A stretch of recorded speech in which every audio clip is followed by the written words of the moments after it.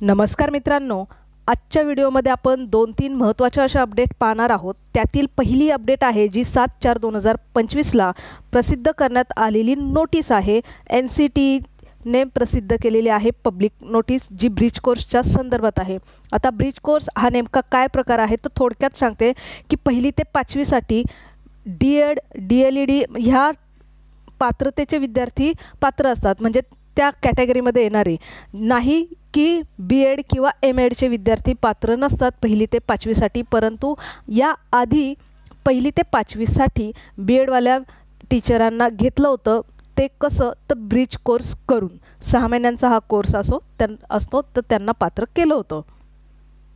आणि त्या संदर्भातलं हे स्टेटमेंट आहे, नोटीस आहे की एप्रिल आता हे 2025 हे लेटेस्ट असल्यामुळे त्यामध्ये विद्यार्थ्यांना हा प्रश्न पडलेला आहे। खरं तर ही गोष्ट जरी जुनी आहे परंतु नोटिफिकेशन किंवा ही नोटीस आत्ता प्रसिद्ध करण्यात आली असल्यामुळे हा प्रॉब्लेम निर्माण झाला किंवा एक शंका निर्माण झाली। त्यांनी या ठिकाणी सांगितलं आहे की सुप्रीम कोर्टने 8/4/2024 ला एक जजमेंट दिलं होतं। ते जजमेंट असं होतं की त्या ठिकाणी B.Edचे विद्यार्थी पात्र नाहीत 1ली ते 5वी साठी। त्याचप्रमाणे आता खाली बघा, ॲज इट ॲपियर्स आता जे कॅन्डिडेट आहेत B.Ed डिग्रीधारक ज्यांनी ऑलरेडी B.Ed केलेलं आहे आणि अपॉइंट झालेले आहेत, काय सांगितलेलं आहे की जे ऑलरेडी अपॉइंट झालेले आहेत B.Ed वाले 1ली ते 5वी या वर्गासाठी ॲज अ टीचर म्हणून त्यांच्यासाठी हा ब्रिज कोर्स कंपल्सरी आहे। म्हणजेच B.Ed वाल्यांना ब्रिज कोर्स कंपल्सरी आहे, पण कोणाला तर जे 1ली ते 5वी साठी ऑलरेडी त्यांची अपॉइंटमेंट केलेली आहे त्यांना। पुन्हा या ठिकाणी हायलाइट केलेला मुद्दा आहे, we accordingly hold that the judgment delivered by this bench on the 11th August 2023 shall have the prospective operations. आता हे जजमेंट नेमकं काय डिलिव्हर केलं होतं? आता 1ली ते 5वी साठी ब्रिज कोर्स हा कंपल्सरी त्यांनी केलेला आहे, परंतु त्यामध्ये 11 ऑगस्टला 2023 ला नेमकं जजमेंट काय आलं होतं ते पाहूया। हे जे जजमेंट होतं त्याला आपण B.Ed वर्सेस BTC असं देखील बोलतो। तर जवळपास 45 ते 50च्या आसपास ही PDF आहे।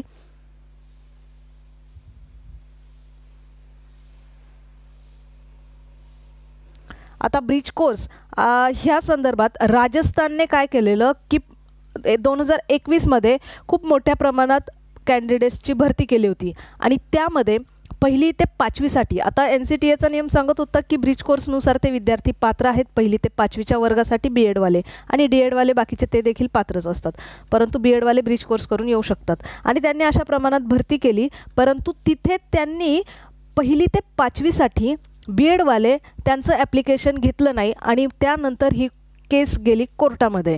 आता कोर्टामध्ये केस गेल्यानंतर राजस्थानवाल्यांनी त्यांची बाजू मांडली आणि बाकीच्या सगळ्या स्टेटनी किंवा थोडक्यात D.Edच्या विद्यार्थ्यांनी B.Ed वाल्यांना घेऊ नये आणि B.Edच्या विद्यार्थ्यांनी त्यांना घ्यावं यासाठी प्रयत्न केला आणि दोन्ही साईडनी केस चालू होती।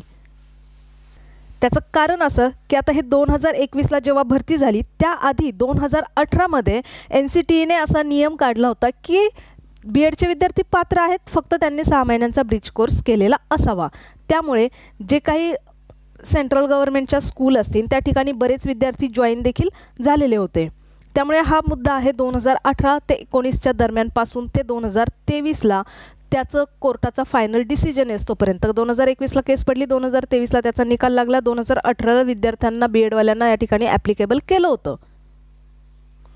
आता ते विद्यार्थी सांगत होते की 1ली ते 5वी साठी B.Ed वाले ॲप्लिकेबल आहेत, पण राजस्थाननी जी ॲडव्हर्टाइजमेंट काढली होती त्यामध्ये त्यांनी काय केलं की इथे एक्सक्लुडेड B.Ed म्हणजे B.Ed वाले या ठिकाणी ॲप्लिकेशन करायचं नाही, म्हणजे फक्त त्या एका निर्णयावरनं ही केस कोर्टामध्ये गेली। कारण की 2018 मध्ये ऑलरेडी काय सांगितलेलं होतं की B.Ed वाले या ठिकाणी ब्रिज कोर्सनुसार ते पात्र आहेत। आता हा झाला मेन त्यांचा मुद्दा। आता तिथून पुढे जवळपास ही जर PDF बघितली तर 40-45 पेजेसची आहे। तर आपण डायरेक्टली लास्ट पेजवरती जाऊया, जो काही फायनल डिसिजन आहे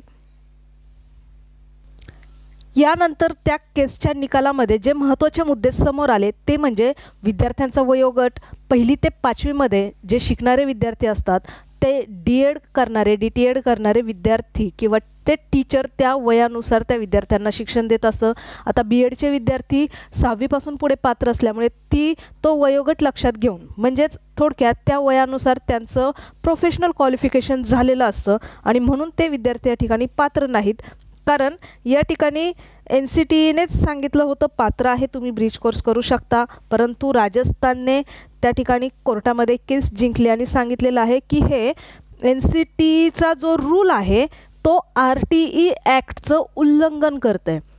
म्हणजेच RTE ॲक्टमध्ये त्यांच्या वयानुसार त्या सिलेबसला बाइंडिंग केलेलं असतं आणि मग तिथे सांगण्यात आलं की RTEचा ॲक्टचं उल्लंघन होतं आहे NCTEच्या जजमेंटनुसार आणि या ठिकाणी कोर्टामधली केस राजस्थानने जिंकली आणि NCTEचं हे जे नोटिफिकेशन होतं किंवा ते कोर्टामध्ये केस जिंकले आणि पुन्हा मग B.एडवाले 1ली ते 5वीसाठी अपात्र करण्यात आले. मेन कारण होतं ते म्हणजे RTEचा ॲक्ट, त्या RTE ॲक्टनुसार त्यांना अपात्र करण्यात आलं. मग आता या ठिकाणी झालं काय की ह्या जजमेंटमध्ये आता हे 11 ऑगस्ट 2023चं दिलेला फायनल डिसिजन होता. यानंतर पुन्हा त्या ठिकाणी B.एडवाले अपात्र हे कंटिन्यू करण्यात आले. B.एडवाल्यांना 1ली ते 5वीसाठी पात्र नाहीच. मग या न्यायालयाने दिलेलं जे जजमेंट आहे जे 11 ऑगस्ट 2023चं जे मी तुम्हाला आत्ता सांगितलं की NCTEने पात्र केलं होतं ब्रिज कोर्स करून, त्यानंतर कोर्टने ते रद्द ठरवण्यात आलं 2023ला. कधी? तर 11 ऑगस्ट 2023ला. त्यानुसार त्यांनी ते प्रतिज्ञापत्र देखील NCTEने काढलं आणि सर्व मग ज्या ठिकाणी भरती होते त्यांनी देखील त्याचा आधार घेऊन 1ली ते 5वीसाठी B.एडवाले अपात्र केलेले आहेत. मग आता त्यामध्ये झालं असं की जे विद्यार्थी ऑलरेडी ज्यांचं सिलेक्शन झालं होतं, कधी? तर ही जी फायनल डिसिजन आला 11 ऑगस्ट 2023ला, परंतु त्याआधी 2023च्या आधी 2018पासून 2023पर्यंत, कारण NCTE नॉर्म्स त्यांनी 2018ला सांगितलं की B.एडवाले ब्रिज कोर्सनुसार पात्र आहेत. मग तेव्हापासून ज्या काही भरती झाल्या असतील 2023 हे जजमेंट येतोपर्यंत 11 तारखेचं 2023चं ऑगस्ट महिन्यातलं जजमेंट येतोपर्यंत जेवढे B.एडवाले टीचर 1ली ते 5वीसाठी कामावर रुजू झाले असतील किंवा सिलेक्शन झालं असेल तर अशा टीचरांसाठी, अशा B.एड क्वालिफाईड आणि जे अपॉइंट केलेले आहेत अशा टीचरांसाठी ब्रिज कोर्स हा कंपल्सरी आहे within a period of the 1 year from the today म्हणजे गेल्या महिन्यात एप्रिल महिन्यातली ही 8 तारखेची नोटीस आहे. तर कालपासनं, गेल्या महिन्यापासनं, एप्रिल महिन्यापासनं 1 वर्षाच्या आत 2025 साले 2026पर्यंत, एप्रिल 2026पर्यंत अशा टीचरांना त्यांचा ब्रिज कोर्स कंप्लीट करायचा आहे. 6 महिन्यांचाच ब्रिज कोर्स असतो, 2 म्हणजे 6 महिने 6 महिने असे 1 वर्ष, त्यांना 1 वर्षामध्ये हा कोर्स कंप्लीट करायचा आहे. त्यामुळे हा खूप महत्त्वाचा मुद्दा आहे कारण न्यूजपेपरला ही न्यूज फिरत आहे. त्यामुळे आता पुन्हा 1ली ते 5वीसाठी B.एडवाले पात्र आहेत की काय, कारण आता हा ब्रिज कोर्स कंपल्सरी B.एडवाल्यांसाठी सांगितलेला आहे. फक्त त्या ठिकाणी देताना त्यांनी ऑगस्ट महिन्याचं 2023चं जजमेंट असा उल्लेख केला, त्यामुळे काही विद्यार्थ्यांना ते समजलंही नसेल आणि म्हणून हे गोष्ट लक्षात ठेवा की जे 2018 ते 23च्या दरम्यान ज्यांनी B.एडच्या बेसवरती 1ली ते 5वीसाठी अपॉइंट केलेला आहे अशा टीचरांना ब्रिज कोर्स हा कंपल्सरी करण्यात आला आहे. तो पण त्यांना 1 वर्षाच्या कालावधीमध्ये कंप्लीट करून द्यायचा आहे, असं हे स्टेटमेंट आहे.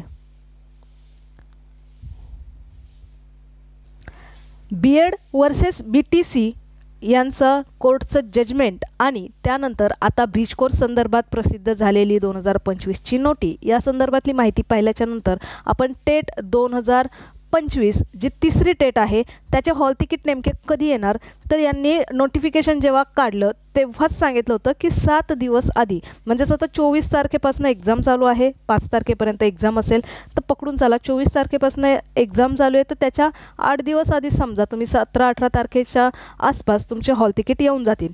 परंतु पुन्हा यामध्ये आता ज्या विद्यार्थ्यांची 5 तारखेला एक्झाम आहे, आता 17-18 तारखेपासून हॉल तिकीट येण्यासाठी चालू होतील.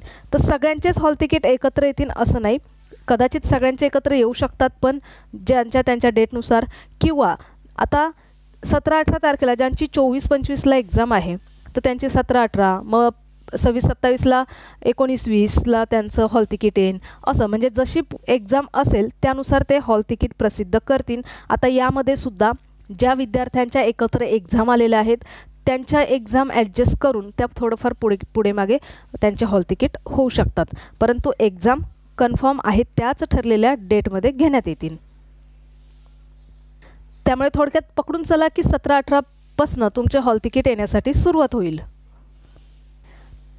त्यानंतर आपला शेवटचा मुद्दा तो म्हणजे सगळ्यांच्या आवडीचा म्हणजे शिक्षक अभियोग्यता बुद्धिमत्ता मापन चाचणीमध्ये नेमकं कॉम्पिटिशन किती असणार आहे.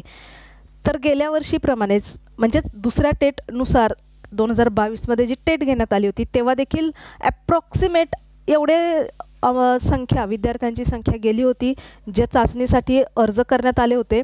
2.25 लाख विद्यार्थी आत्ताच्या टेट 2025मधल्या तिसऱ्या टेटसाठी ॲप्लिकेशन केलेले आहेत. आता बऱ्याच वर्षानंतर म्हणजेच 3 वर्षानंतर ही एक्झाम होणार आहेत तर 2,36,591 हा आकडा आहे, म्हणजेच ॲप्रॉक्सिमेट 2.25 लाख विद्यार्थी या एक्झाम देणार आहे. कुठल्या तर स्थानिक स्वराज्य संस्था, खाजगी, अनुदानित, विनाअनुदानित किंवा पवित्र पोर्टलमार्फत यानंतर ज्या काही ॲडव्हर्टाईज येतील त्या सर्व ॲडव्हर्टाईजसाठी हे 2.25 लाख विद्यार्थीच ॲप्लिकेशन करू शकतात. म्हणजे पुढे येणाऱ्या जाहिरातींसाठी ज्यांनी टेट दिलेली आहे तेच विद्यार्थी ॲप्लिकेशन करू शकतात. त्यामुळे भरतीमध्ये जे कॉम्पिटिशन असणार आहे ते ह्या 2.25 लाख विद्यार्थ्यांमध्येच असणार आहे. त्यातून पण आता काही विद्यार्थ्यांनी जर एक्झाम दिली नाही तर ते विद्यार्थी कमी होतात. पुन्हा म्हणजेच एक्झाम न देणारे विद्यार्थी कमी होतात. आता 1ली ते 5वीसाठी जसं DED DTEDचे विद्यार्थी पात्र असतात आणि समजा एखाद्याने फॉर्म भरला पण तो TET किंवा CTETचा एकही पेपर पात्र नाही तर असा विद्यार्थी टेट फक्त देऊ शकतो. कॉम्पिटिशनमध्ये पुढे त्यांना ॲडव्हर्टाईजमध्ये परमिशन मिळत नाही. सगळ्या गोष्टी मिळतात, परमिशन मिळतात, पण त्याचा काहीही उपयोग नसतो. म्हणजेच एक्झाम न देणारे यातून बाद होतात. जे TETचा किंवा CTETचा पेपर एक पात्र नाहीत, DEDवाले स्पेशली DEDवाले विद्यार्थी यातून बाद होतात. पुन्हा 6वी ते 8वीसाठी मग पेपर 2चे विद्यार्थी नसेल तर ते अपात्र होतात. मग BEDवाले पण या ठिकाणी अपात्र होतात, DEDवाले पण या ठिकाणी अपात्र होतात. DEDवाल्यांना ग्रॅज्युएशन कंपल्सरी असावं लागतं, नसतील तर ते या कॉम्पिटिशनमध्ये नसतात. BEDवाल्यांनी TET CTETचा दुसरा पेपर पासच नसतील तर ते 6वी ते 8वीमध्ये कॉम्पिटिशनमध्ये येत नाहीत, ते फक्तच 9वी 10वीसाठी पात्र असतात. म्हणजे अशा स्टेप बाय स्टेप मग 1ली ते 5वी, 6वी ते 8वी, 9वी 10वी आणि 11वी 12वी असं स्टेप बाय स्टेप काही विद्यार्थी काही गोष्टींसाठी पात्र असतात तर ते TET किंवा CTETचा पेपर पात्र नसल्यामुळे ते ॲटोमॅटिक अपात्र ठरतात. परंतु ते टेटची एक्झाम देतात, एक अनुभव म्हणून ते एक्झाम देतात. म्हणजे 2.25 लाखामध्ये बरेच विद्यार्थी यानंतर जसं जसं प्रोसिजर पुढे जाते तसतसे बरेच विद्यार्थी या ठिकाणी कमी होतात. अशा पद्धतीचं हे कॉम्पिटिशन असणार आहे. थोडक्यात पकडून चाला सगळे विद्यार्थी जरी कॉम्पिटिशनमध्ये असले तरीसुद्धा जागा निश्चित नसतात. संच मान्यता मोजल्यानंतर टोटल आकडा आपल्याला समोर येतो. परंतु तोपर्यंत एक गोष्ट लक्षात ठेवा की 2.25 लाख विद्यार्थ्यांमध्ये आपल्याला कॉम्पिटिशन करायचं आहे. अशा प्रकारे महत्त्वपूर्ण माहितीसोबत आजचा व्हिडिओ या ठिकाणी थांबवूयात.